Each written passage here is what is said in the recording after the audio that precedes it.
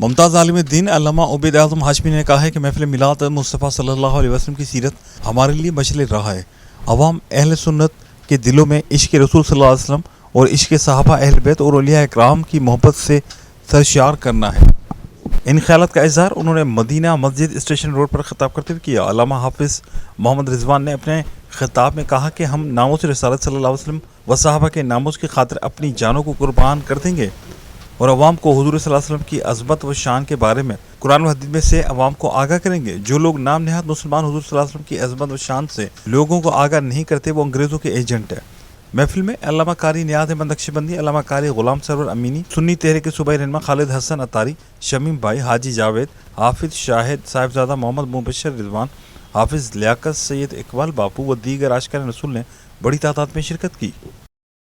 बिस्मिल्लाहिर्रहमानिर्रहीम। आज की महफिल माना महफिल थी जिसमें हज़रत अल्लामा कारी सैयद उबैद आज़म हाशमी ने इश्क़ मुस्तफ़ा और इश्क़ सहाबा पर कुरान हदीस के दलाइल से तकरीर फरमाई और दीगर उलमा में हज़रत अल्लामा कारी नियाज़ अहमद नक्शबंदी साहब, कारी गुलाम सरवर अमीनी साहब और सुन्नी तहरीक सूबाई रहनुमा खालिद हसन अतारी ने भी शिरकत की और बहुत बड़ी तादाद में आशिकान मुस्तफ़ा सल्लल्लाहु अलैहि वसल्लम ने भी इसमें शिरकत फरमाई।